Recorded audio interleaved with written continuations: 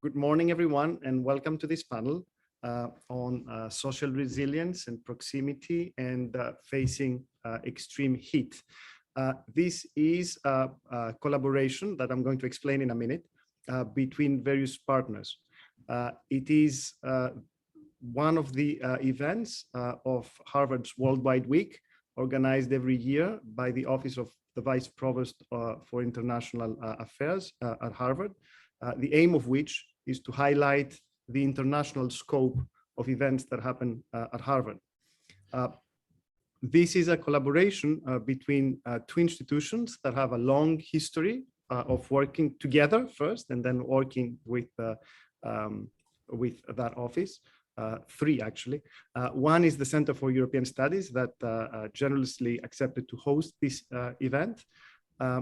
And the second is the Center for Hellenic Studies in Greece, which serves as a station of Harvard in Greece, interested in not only Hellenic studies, but Hellenic studies broadly understood that encompass what is happening in Greece and Europe, and I should say everything that is of interest to Harvard in the region. And our third partner is the Cultural Services of the French Consulate in Boston. This event is part of a series of events that we are doing together and that examine the idea of proximity, social proximity and physical proximity, and its importance today, in particular, of course, given how much that proximity has been challenged recently in the current pandemic. This is an event organized in part also by the European Union Study Group of the Center for European Studies that examines issues that affect the European Union as a whole. It is the second of a series. A couple of years ago, just before the pandemic, we had an event on cities with one of the two speakers of today, Lenio Mirivili, examining ways in which cities can face issues of climate change, mostly in Europe, but not only in Europe. We had representatives from Vienna, talked about Paris, and other cities in Europe and in the US. Now, let me very briefly introduce our two speakers. The first is Lenio Mirivili, and Lenio is a social anthropology professor. She was elected to the Athens City Council in 2014, served as a deputy mayor from 2017 to 2019, and her focus is on the city's resilience amid climate change. She spent some time out of government. She became a leader on heat and urban resilience issues for the Adrian Arch Rockefeller Foundation Resilience Center. Through that group, she has engineered placing heat officers on every continent. She has been appointed, she was appointed recently by the mayor of Athens, Kostas Bakoyannis, as chief heat officer. And I would like Lenio to explain to us a little bit more what this entails for the city of Athens, a city that's going to be, if our understanding is correct, particularly affected by issues of extreme heat. She will be in conversation with Amy Chester, who is the managing director of Rebuild by Design. Now, we will talk more about Rebuild by Design, and I hope that Amy will explain to us exactly what this is and what this does. Let me just say that it began as a design competition launched by the US Department of Housing and Urban Development in partnership with various nonprofits in response to Hurricane Sandy's impact on the eastern United States. It has worked extensively with local governments to create collaborative solutions to address physical and social resilience. And I know that Amy has done a lot of work on that. Outside of government, Amy has consulted for nonprofit organizations on many electoral campaigns. She has crafted a democratic process to include community participation in the plans for the World Trade Center site redevelopment. She will say more about her work. What is important for our seminar here is that all this work focuses on the notions of resilience, social resilience, and that the notion of proximity, in particular, physical proximity, is at the heart of her work. So I'm very, very happy that we can create this dialogue. And I wanted to start by asking Lenyo, what is your role exactly as Chief Heat Officer? Is this an official title, and what exactly do you do? By the way, before that, I'd like to invite everyone who's listening, and we have many people listening and many people from Europe, to put your questions in the Q&A so that we can ask the speakers in the course of this event. So if you have any questions, please put them in the Q&A starting now. Lenyo, tell us more. Hello, Nicholas, thanks for having me. It's absolutely lovely to be back in this context, and I'm very glad that Amy was able to join us because she's a good friend, and I'm always eager to hear her points of view, which is always very exciting. We've been working together, and we'll get into how we met and how we ended up working together because it has everything to do with our topic today. But so let me say a little bit about what's a Chief Heat Officer. So this idea of a Chief Heat Officer actually started with Miami-Dade, and it was the first city that appointed the Chief Heat Officer, and it started with an idea that came out of the discussions that we had with Miami-Dade, the mayor of Miami-Dade, who was actually very eager to take on the issue of heat. The discussions, when I'm saying we, I'm talking with my hat as a senior fellow for the Atlantic Council Resilience Center. And the Atlantic Council Resilience Center has a very strong work stream on issues that have to do with heat. And even my stay at Harvard last year as a Loeb Fellow was very much focused on trying to figure out and to study on issues of extreme heat in cities and building resilience to extreme heat, because I always felt for the last few years that heat is an underrepresented issue when we talk about building resilience to climate change, especially when we're talking about cities and urban environments. And we all kind of know a little bit about heat and about what to do in relation to heat, but there's very little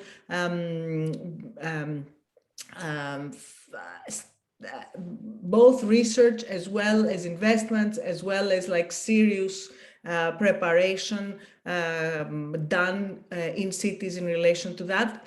And the interesting thing, which I kind of realize, and I keep saying because it's kind of one of those little revelations, is that we've been talking about global warming for decades. But for some reason, we've been talking, when we talk about the extreme weather phenomena related to climate change, we mostly think about hurricanes and flooding and sea level rise and these issues when we are thinking of the vulnerabilities in relation with cities mostly.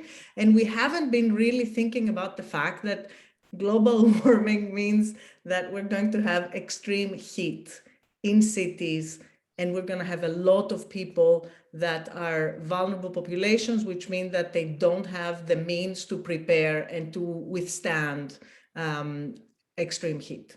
So the idea is to put heat on the map, and creating a Chief Heat Officer is to basically have somebody that wakes up every morning and kind of knocks on the doors of people and screams at the mayor and does whatever they can to make sure that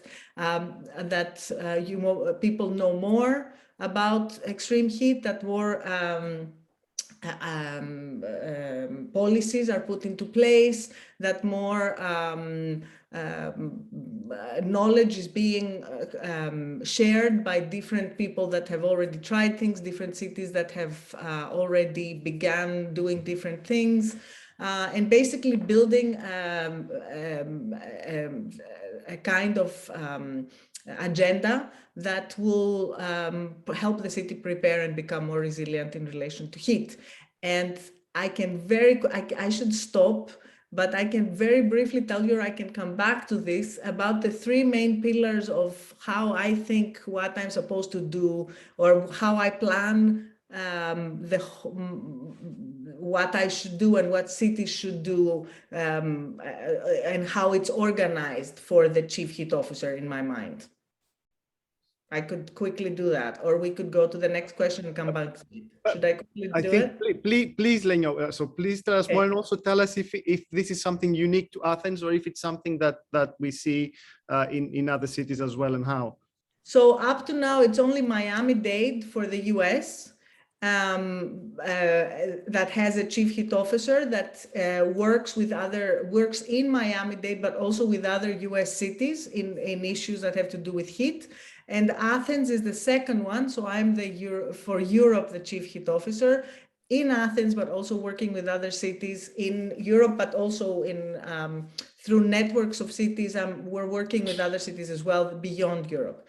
So a chief heat officer, what I think, what I've been actually working on and working with the mayor of Athens on are three pillars of action. The first one has to do with awareness raising. And we're talking a lot about, for the first time in Athens and in Seville, starting naming and categorizing heat waves, which we believe is going to be a sea change in making them more prominent in the minds of people, but also bringing about specific policies that are attached to different categories of heat waves instead of being an ad hoc thing. What do we do when we have a heat wave? The second kind of pillar is specifically short-term policies that have to do with protecting the vulnerable populations. It could be mid-term or even long-term, but it's very much focused to how can we protect the people during heat waves. Often the people that are the most vulnerable are the most, first of all, the most responsible for climate change, the least responsible for climate change, and also the least capable of dealing with things. Economically, socioeconomically. And the third pillar is changing the cities and making the cities use their public spaces and use basically their landscape to bring down temperatures. So these are basically the three pillars: awareness raising, education, communication. The second one is protecting the most vulnerable and setting into place different policies that can protect the people that are threatened by heat, health-wise. And then finally, the last one is how do we transform our cities to become more livable as the temperatures are climbing higher and higher. Thank you, Len. And we'll, of course, I'll ask you more about each of these things. But before that, I'd like to ask Amy to tell us a little bit more about Rebuild by Design, what it does, and also if you've had what the kind of experience that you've had in the issues described by Lenyo. Thank you. And thanks so much for having me here today. And it's great to see Lenyo, my good friend and former colleague. So Rebuild by Design, as you mentioned, started after Hurricane Sandy, and that was in 2013. And it started as a design competition that was initiated by HUD. HUD put aside for the very first time $1 billion of the disaster recovery funds that would go to New York, New Jersey, and Connecticut, and said, hey, international community of experts, if you want to come to the region and work with local communities and local governments on the ground and come up with really good ideas to address climate change in the future, we will pay for the first phases of these proposals. So we did that, and it was quite an enormous undertaking. We ended up working with over 500 community organizations and 180 government agencies. And in the end, HUD funded 7 projects that are all being implemented right now, some of which have broken ground this year. These are really big, tremendous projects, and I won't go into them, but please go check it out on our website.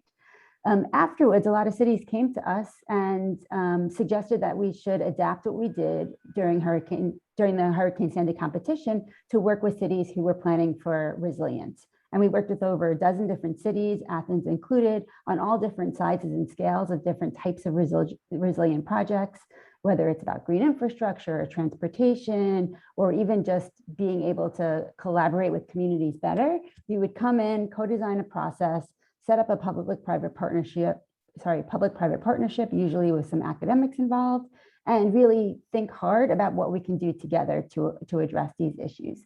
And we've been doing that now for, I guess, about 8 years. And social resilience has always been really key to what we do. And that comes from the realization during Hurricane Sandy that it was the communities that responded first to one another. It takes a little while for government to come in after any type of emergency. Even if you expect it, it still takes a little bit of time to get their organizations straight and figure out, logistics. But community organizations are always the first ones on the ground, whether it's something as quick as a fire or something like a hurricane. They're the ones that are able to respond first. And we have learned from studies that have shown that people fare much better, communities fare much better, and sometimes it's a life or death experience about whether or not you have social resilience ties in your own neighborhood during an extreme event. So because of that, we make sure that every single one of our projects are both about the physical resilience and social resilience. So thank you. Yes, Lenya, of course. I wanted Amy to mention a couple of the projects in New York because people might know about them. So mention a couple of them. Absolutely. Amy. So one was called the Big U. It basically kind of hugs Lower Manhattan in a U shape, which is where the floodplain is. And the communities adjacent to each part of the project are able to, they were able to design it together and put in the social resilience mechanisms that they thought were really important. Another project that broke ground just 2 weeks ago is called Living Breakwaters. They're offshore breakwaters off of Staten Island that uses a type of ecological concrete and oyster beds to bring back the oyster farming and oyster culture, and has a big social resilience component with it in terms of education for the community. So each of our projects have hard infrastructure, soft infrastructure, and they're all done collaboratively with communities. Thanks. And I wanted to say, Nicholas, that the issue of social resilience was something that we saw very strongly in Athens as well during the recession and during the really tough kind of economic years between 2008 and 2017, or whenever it was 18, let's say, that it started kind of things started getting a little better. And we saw very, very much the communities. In Greece, we don't have so much community organizations as we have in the US. It's much less kind of organized, but the unit of the neighborhood is still something that is alive in Athens. And it's interesting because we saw a lot of neighborhood initiatives that started totally from the bottom up, mostly ad hoc, but sometimes with the help of NGOs, and helped a lot people actually surviving. Like even, food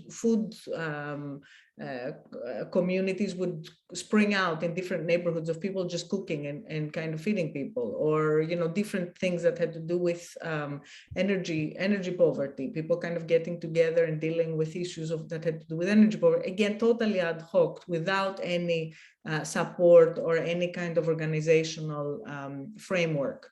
But this was something that we realized when we were creating the resilience strategy. And this is actually how I heard about Amy, because Amy was actually connected with the 100 Resilient Cities Network, which supported 100 cities to create these strategies, which were very interesting and kind of started from bottom up. But one of the first things that we did is to go out and talk with people and figure out what people felt about the city, what was challenging about the city, and what was strong about the city. And a lot of people talked about, their neighborhood and their neighbors and how they were there when they needed them in, Koukaki or in Pagrati or in, so this was kind of interesting because it was clear that even though Airbnb was kind of coming in, and even though Athens was changing, and there were a lot of young people and creatives and other people kind of coming into Athens, and also people kind of buying things from different countries, etc. Still, the neighborhoods were still, and immigrants, changing neighborhoods, the neighborhoods were still functioning as a unit. And so we kind of realized, and we actually represented that in the strategy, that social resilience was one of the most important factors for dealing with crises. And this is something that we know. Actually, Amy talked to me about it. With one of the first times that this was documented was in the Chicago big heat wave of Chicago. Amy, would you like to say a couple of words about that? Sure. I don't remember Absolutely. exactly. So you can read the book Heat Wave by Eric Kleinenberg, or look at his recent book Palaces for the People, that both talk about the heat wave and social resilience. And he's a sociologist out of NYU who runs the institute that we are housed in, that Rebuild is housed in. And he spent a lot of time analyzing the 1992 Chicago heat wave to try and understand why there are so many deaths. Now, this is a urban place. It's Chicago. I think most people will be very familiar with this. It's an urban place. People live next to each other. It's, kind of used to it getting hot, but they weren't used to it getting so hot. And in 1 week, over 700 people died. It was horrible. The government just, did not respond and did not know how to respond and didn't. So his work tried to understand why some communities fared better than other communities. And he looked at two neighborhoods, both African-American, both low income, one where communities were living closer to each other and knew each other, this proximity, and the other one where they weren't. And the one where they were living closer to each other had 100 less deaths than the other one. And that really started the conversation about social resilience, about understanding that the ties that you have to your community is, can really be a life or death situation. I think it's a little bit interesting now, as you talked about the economic downturn. I'd like to also, raise COVID, how we really relied on our communities in many different ways to help us through COVID. For me, for instance, the bar owner down the block and the restaurant down the block happens to be on my floor in my apartment building, and we would leave each other food on our doorknobs and text each other and say special delivery, just being like, hey, we're thinking of you, even though we're all locked in our homes. And I think that that's a really interesting kind of takeaway, is that social resilience is not just about climate challenges. It's really about any type of challenges that communities face, and we need to figure out how to build those ties. I also think that we have to acknowledge that not all social resilience has to come from your neighbors. It works the best when it comes from your neighbors because they can knock on your door and you have that trust. But it's also about reaching out to people and making sure that you're checking in with people when you can, until you do not have that, the electronic tie any longer, like in a blackout or something like that. And this is particularly serious in issues of heat, because in issues of heat, what you have is often people, especially older people, which are one of the most vulnerable communities during heat. So the vulnerable people for heat are people over 60 or 65, women that are pregnant, kids like toddlers, like babies, or up to kind of early childhood, people doing manual work, either indoors or outdoors when they don't have any cooling systems, serious cooling systems. People living in bad housing conditions, again, that don't have the capacity to cool themselves, especially overnight.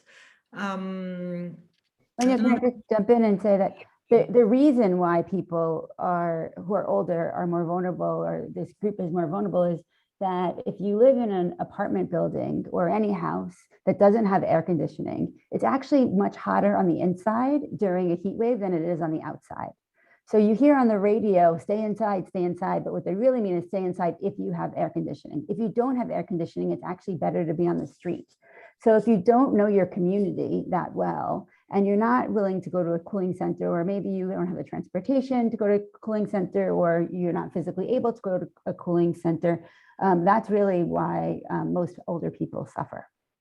Also, what I wanted to say was that often what happens with older people is that they get confused. The heat, what it does, it creates this kind of fog that is more stronger in older people than in younger people. It happens to younger people as well, but with older people, they really lose often the capacity to make the right kind of decisions. So they are kind of totally unable to figure out, whether they have drunk water or should drink water, whether they should close their shutters or open their shutters, or whether they should take showers, or all of these decisions become even harder for people during a heat wave than when there's not a heat wave, which is already sometimes for older people is hard to kind of make these decisions. So it's really important to have people checking in on them. And as Amy said, it's great if it's somebody in the building, but it doesn't need to be somebody in the buildings. We have to build the networks that during the heat waves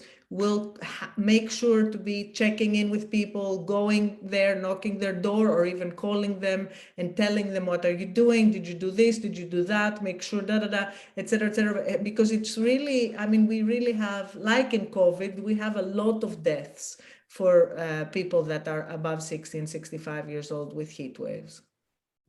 I have two questions. One is very quick, and the other is expanding on what you just said. The quick one has to do with cooling systems and air conditioners. In many European cities, there's no air conditioners. So in Paris, for instance, when there's a heat wave, famously, people don't have air conditioning. And it seemed to me that there is a tension there between one's individual interest in having a cooling system and the fact that if everybody has cooling systems, that exacerbates the issue. So my question is, what does one do from a public policy perspective? The second question has to do That's with— not an easy question. We have a lot to say on that. So please, then I'll keep the other one for when you give us the answer. Amy, should I go first? Of course, you're the heat officer. Because also there was it really upsets me because there was this New York Times interview that somehow it comes out that I said that I just want people to have more air conditioning, which really freaks me out because I never said that, because I don't want people to have more air conditioning. However, it's true that especially for the vulnerable communities, we have to have more air conditioning. But it's not a solution because, as you said, if everybody has an air conditioning, even if they're vulnerable or a little vulnerable, it's basically the inside of the person that has the air conditioning becomes cooler, and then the outside becomes hotter. And we also have more GHG, greenhouse gas emissions, because it's one of the most, the heaviest producers. One of the utility, what's it called? Not utilities, one of the things that we do in our homes that consumes a lot of energy. One of the highest consuming energy things that we can do in our house is to turn on our air conditioning. So it's a big problem, and it heats up cities. So it's not a solution because it actually heats up the public space, which makes you need more air conditioning. So you're right, Nicholas, it's absolutely a problem. So what we have to do is, as far as I'm concerned, which is a big discussion that I was in tension with the Graduate School of Design last year at Harvard, was that architects have to stop building the way they're building the houses they're building. Like they're building houses for fossil, like for heating and cooling, like it doesn't matter how we build. So we have to really start building differently. There's a lot of incredible vernacular architecture in tons of cultures that has incredible knowledge, which is like we have totally erased. We don't take into consideration. And we really know where to have big windows, where to have small windows, where to put our kitchens, where to put our even in Greece, the old buildings in Greece, from before the turn of the 20th century, before modernity came on and modern architecture started doing just kind of crazy stuff because they could just heat or cool whatever they built out of glass or cement, etc. They kind of forgot all of these very important knowledges.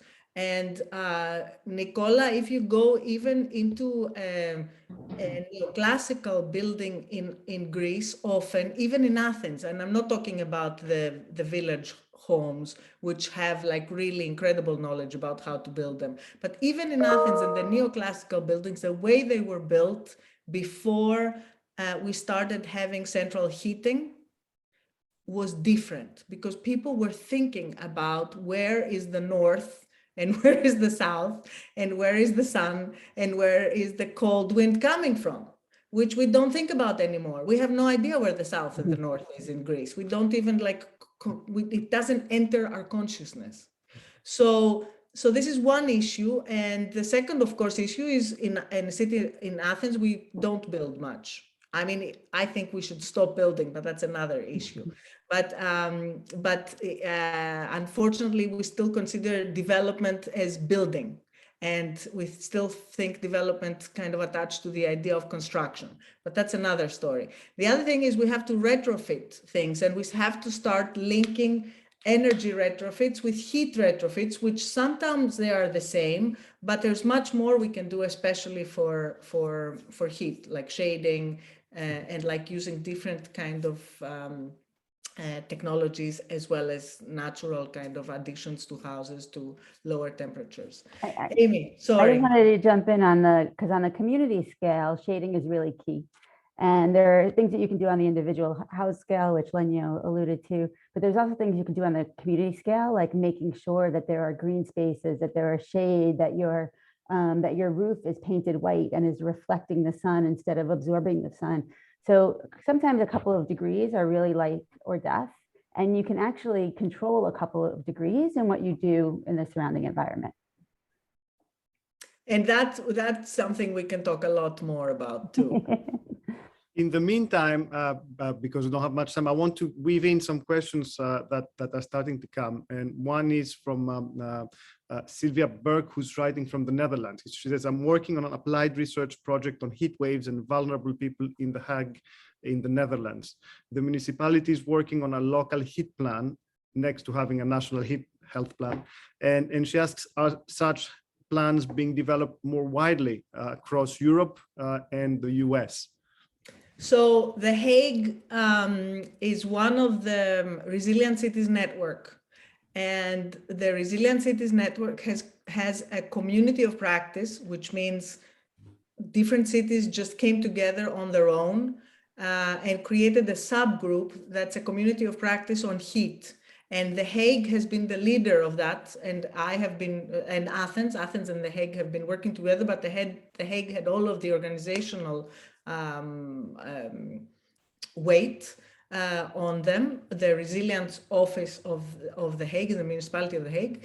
And they are doing really good work on heat and heat waves. And yes, there are many cities in Europe, but also globally. And we know this through the Resilient Cities Network, which is 100 cities, but that have this subgroup, which is about 33 to 35 cities that have created this community of practice globally. But we also know it from the C40 Cool Cities Network, which again is a subgroup, a community of cities that's called Cool Cities Network, which is again about 40 cities. It could be more. So all of these cities have been working for years, learning from each other and developing plans specifically for heat.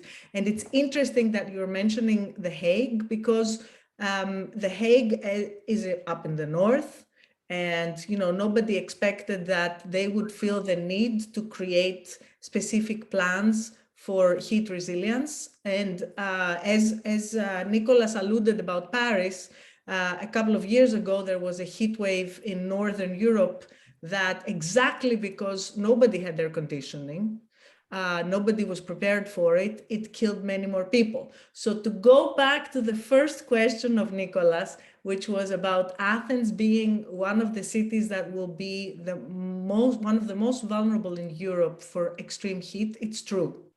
As far as the continental capitals are concerned, Athens, according to several studies, is supposed to be the one that is going to deal with the highest temperatures, some of the highest temperatures in Europe, as well as drought and much less waterfall. They are expecting by 2050 that we have at least 15 to 20 in the good scenario I don't remember the numbers, but one of the best scenarios of what happens to our global warming. One of the best scenarios, we're expecting that we're going to get at least 15 to 20 days more extreme heat waves per summer by the middle of the century, which is, again, I'm saying the good, like the really good, one of the best scenarios, and about 12% less rainfall. This is in the next 2 or 3 decades, which is, I don't know if people understand the severity of what that means. Apart from that, however, heat waves are a lot of different what's it called, issues are important in what makes a heat wave deadly or not. So unlike, for example, hurricanes or floodings or stuff like that, it's very idiosyncratic, the heat wave, and it has to do with, you know, whether it's dry heat, whether there's humidity, whether there's pressure,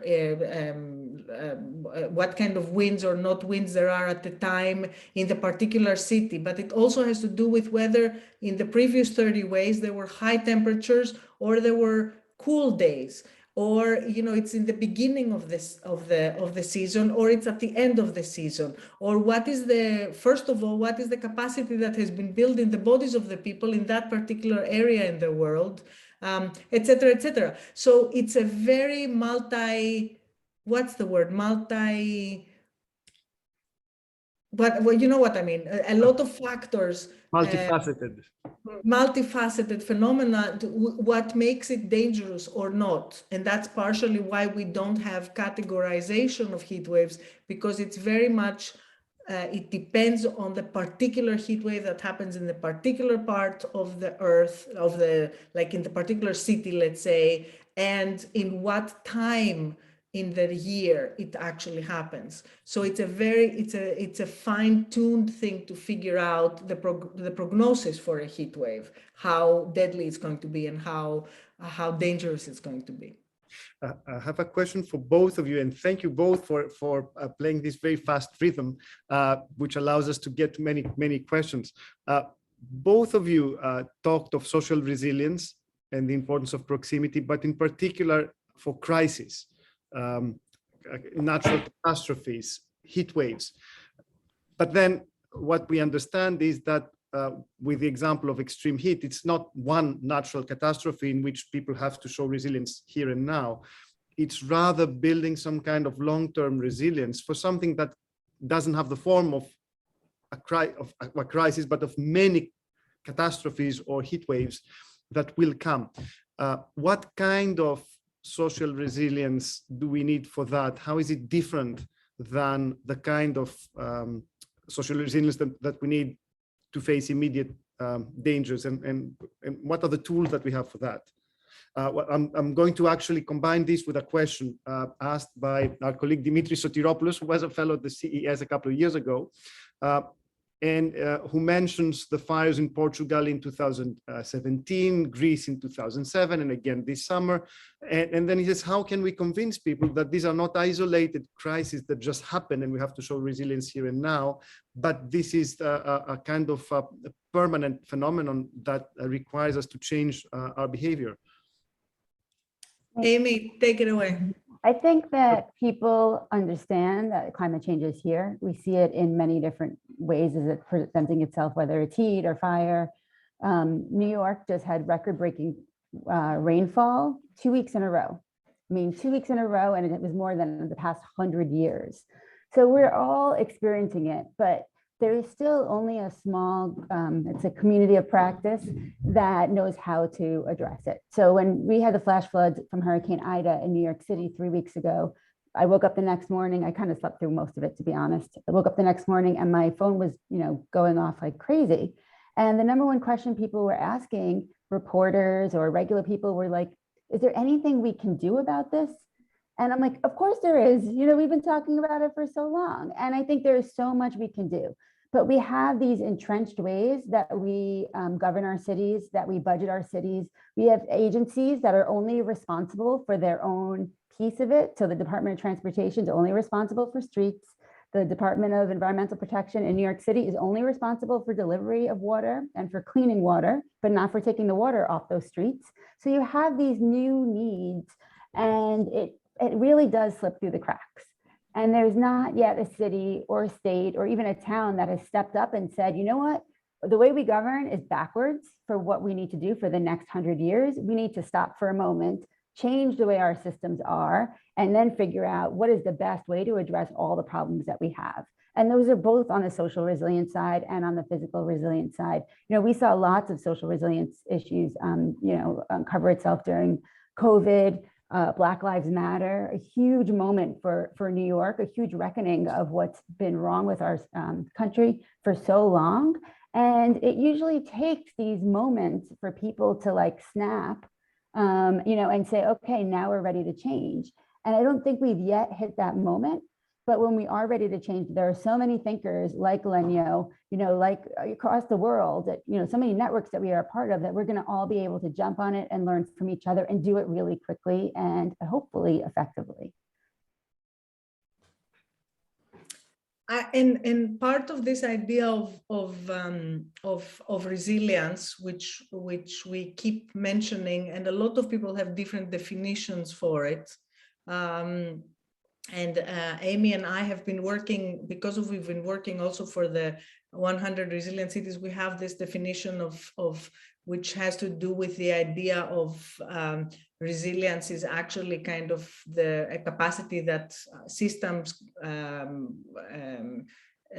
build for themselves, whether this is an organization, or whether this is a community, or whether this is a city, or whether this is, whatever that kind of makes them more capable of continuing to function, not totally losing their capacity to function, and actually bouncing back, and also the capacity to change and to transform when faced with a crisis and faced with a sudden kind of disruption or sudden shock.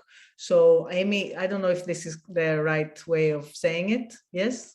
I mean, it depends how you say it, but I just say it's the ability to bounce back. Make it very awesome. simple. If something happens to you, you're able to get back up on your feet, like that, and even maybe do better for it. Right. So a flash flood would just be a moment, and then it would be over. So this is like, let's say, the very basic definition of resilience. So the capacity to bounce back, right? When you're hit by something that it's a shock, something that you don't usually have in your everyday life. So, but one of the things that we talk a lot about is, okay, what kind of policies are the policies, or how can cities kind of talk about building resilience? And Amy kind of touched on it, but one of the ways that one of the shorthands that I have for describing that is that you try to create policies that are multi-benefit. So you have like a policy, as Amy said, that it's not just for the streets or just for the mobility, but it thinks of a lot of different benefits that you can build with one thing.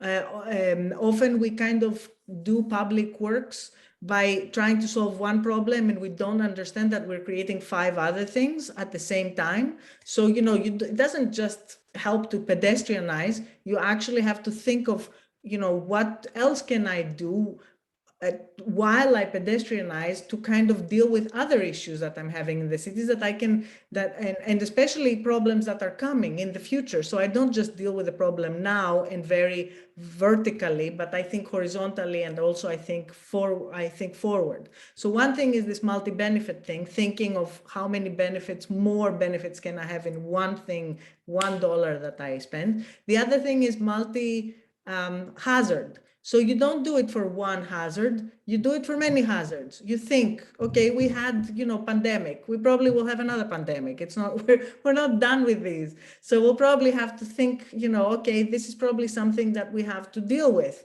We also have heat waves. Okay, what are the things that we can build for both these hazards? And also think about earthquakes, for example, in Greece, because we have earthquakes as well. So how can we think of doing things that take into consideration heat waves and earthquakes and possibly pandemics and, for example, what's it called?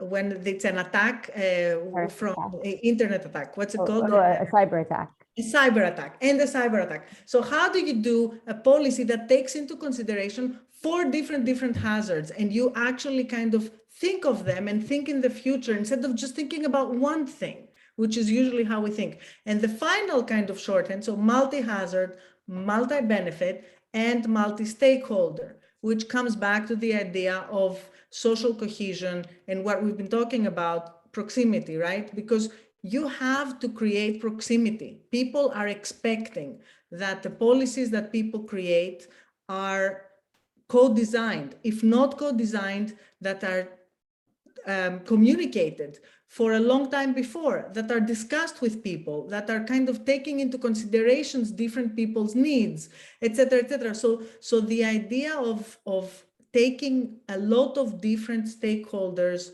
into consideration before you do a policy makes the policy more sustainable and makes it create the kind of trust, build trust and build social cohesion, ideally, that can also be very important for building resilience for a city. So multi-benefit, multi-hazard, and multi-stakeholder.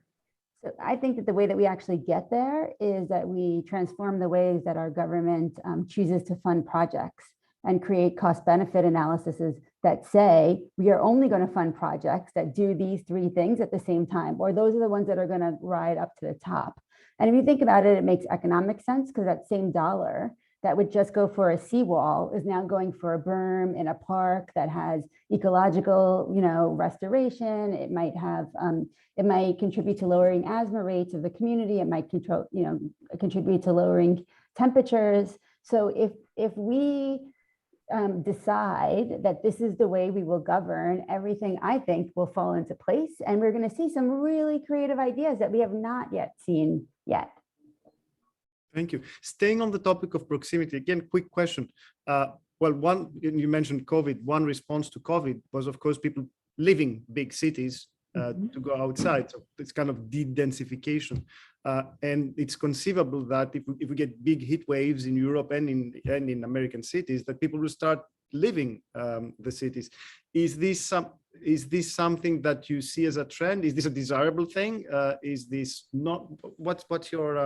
I mean, for in terms of carbon, it's actually not a good thing, because it's really good when we live in cities and we live in our little, postage stamp of an apartment, which I'm sitting in right now.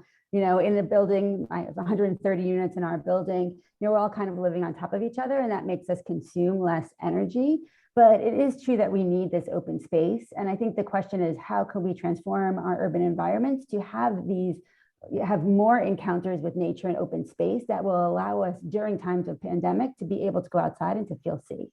I think a majority of people left for 2 reasons. One is that they didn't feel safe in their elevators and walking on the street when we didn't have any answers. The second of which is that many people had children that were going to class at the same time that they were going to work, and everybody, I could turn around my computer. My husband's sitting not even 2 feet away from me with his computer and his headset, working as well. And I think that we need to figure out what are the ways in which we can adapt cities to be sure that we're ready for the next, unexpected, whatever it might be. There was a great fear from all of the ecologists and the people that are talking about sustainability and resilience, et cetera, because there were all these discussions against density. And during COVID, and all of us kind of were freaking out, because we've been for years talking about how important density is. And because, as Amy said, you need what's it called? Scale, economies of scale. which you have in cities when you're dealing with resources, not just energy, but energy is probably the most important, but other resources also are much better dealt with in large cities that are densely populated than in cities that are sprawled out and that use resources, natural resources in much more not economical ways. So for the planet, we need dense cities. We can't afford cities that are sprawling out and people living all over the countryside everywhere. I mean, it's terrible for the planet. It's really a bad idea. So we have to have density, and it's not density that is the problem, because with density we have proximity, and with proximity we really have economies of scale, but we also have support, and we need support, especially during crisis. And we are in we will have a series of crises from now on that we have to deal with, and it's going to be many decades before we manage to actually deal with them. So the solution is not to kind of go to the countryside or to go to the suburbs. We don't have the resources. I'm very serious, like we literally do not have the resources. It means that more rich people will actually be able to save themselves and leave more poor people to suffer and die from the crisis, because that's what will happen. With proximity and with cities, we also have closer proximity of capital and of different types of consumption and economies, so that we also have more taxes being paid, and cities can create more infrastructure that's for more people. So when we have people abandoning cities, cities die, and with them die the poor people that have to stay in cities, that cannot have a house in the countryside, etc., etc. So it's a complex kind of issue that we really have to think very cleverly about in when we kind of start thinking of dismantling our cities, which is really what we actually are very much in need of right now. But as Amy said, we have to build the right cities, because our cities are not built for dealing with climate change, and we really have to build urban resilience, which is what we've been talking about. We have to rebuild our cities because we're not starting from scratch. Yeah, we have a little bit less than 5 minutes. I have one question that is present in many of the comments from the audience, and that has to do roughly with the following. Both of you, I think, spoke from a kind of win-win perspective. How can we meet the demands of an emergency, but combine them with the demands of other sectors of the city life? But sometimes it seems to us there might be trade-offs. For instance, major heat waves occur in the summer, and in many cities, including Athens in particular, this is the tourist season. This is where the country expects to make money from all this inflow of tourists. Are there cases where you have to go to governments and argue for trade-offs in terms of how many people to bring in, infrastructure that need to be built or not built? Can you talk a little bit about that, but again, in 3 to 4 minutes? I mean, I'll just give the example of Venice, right? Yes. So Venice wants, it's like Venice is having problems because they're a product of their own success. They have lots of tourists that want to come, and it just overrides the city. And I think Amsterdam's talking about the same thing. Sometimes it is too much. And Barcelona. Yeah, right. But I think it is sometimes too much. And I think that we can't just, carte blanche, be okay with everything. We need to do it really smartly. And what's interesting about Athens, I mean, I'll say from my own experience, I've been to Athens, quite a lot of times. And I've only been to Athens like once or twice in the summertime, and it's miserable. I'll be really honest with you. It is hot and hot and hot. And Athens is a beautiful... And you still come. But you still come. But I come every time. Explain that. Come, don't worry. It's worth it. But what I was going to say is that Athens should be marketing itself, and Greece could be marketing itself 4 more months of the year for different types of activities, because everybody flocks to the island. Yet there's so much to do on the mainland in Greece. There's so much to do in Athens. And I think that there are better times of the year to do that. So the diversification, I think, is really, important. And then again, it's like how it's solving for more than one thing at the same time. How do we protect tourism at the same time we don't put people in harm's way during heat waves? That's kind of the research question that you would ask. Which comes back to what Amy said, which we have to think more cleverly when we plan. We have to have cost-benefit analysis for different things. And this is something we don't often do. So for example, I'll give you the example in Athens now of the 4th line of the metro that's being built right now in Athens, which is a very big crisis. People are up in arms. Is that the right expression? Up in arms about it, because there's going to be a lot of trees that have to be cut down for building the stations, but also for putting all of the different machinery and all that kind of surrounding the stations that are being built. And we don't know yet how many hundreds of trees are going to be cut down. And these are all big trees, old trees, 50, 60-year-old trees. All of these squares of Exarchia, Kolonaki, Kypseli, Parco Rizari, Veikou. It starts from Veikou down in the lower Patissia and it goes all the way up to Goudi. I'm saying this because I know some of the people are from Greece here and know these places. So these are, for example, Parco Rizari, which is a park in the middle of Athens, is one of the most beautiful parks that we have, and it's going to be decimated.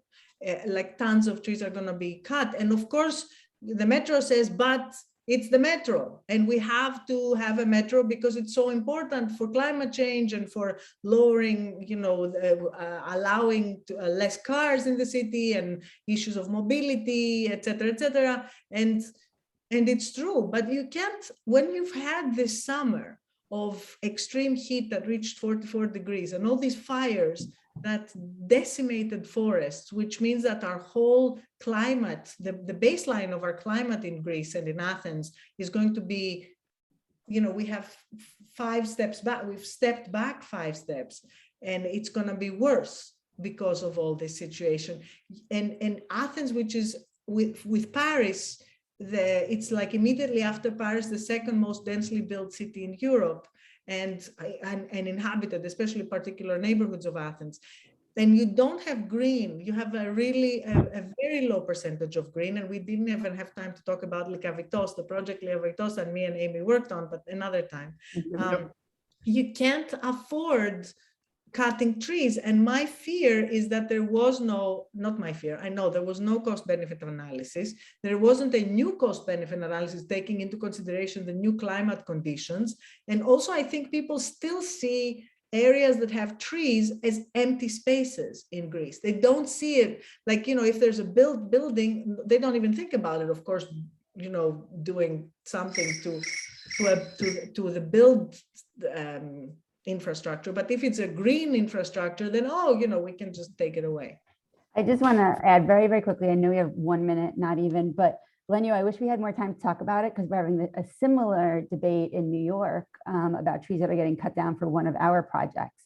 But I think I'm on the other side of you because I think there are ways that you can, keep the green infrastructure alive at times that you have to be able to change in order to protect lives. We have to talk about that. Yes. So that I hope that this should go together with an invitation for you to come back for a 3rd iteration of this series on cities. By the way, I want to thank you both very much for doing this on such a short notice. Lenyo, I remember when I contacted you, you sent me a text message saying, Nicholas, I'm going to respond to you in a few minutes because now I'm trying to save 1,000 trees. And so I felt very bad. We have many questions that I haven't been able to convey. I hope that we can send them to you by email somehow so that you can respond to them. Certainly next time I'd like to talk about education and what we can do so that people are more informed of these issues. Last, because you mentioned Athens, there's not only Athens in Greece, there are other cities. I'm just going to mention Nafplio, because of the Center for Hellenic Studies in Greece, who is very much represented in this event, and say that please visit it. It's a neoclassical building. Lenyo, you mentioned those, and it is the first certified international green office of Harvard. So hopefully that sets an example for Harvard as a whole. And I want to thank Christos Yiannopoulos, Evan Katsarelis, and all the CHS Greece team who is with us today. Thank you, thank you, thank you. Thank you, guys. Thanks for having us.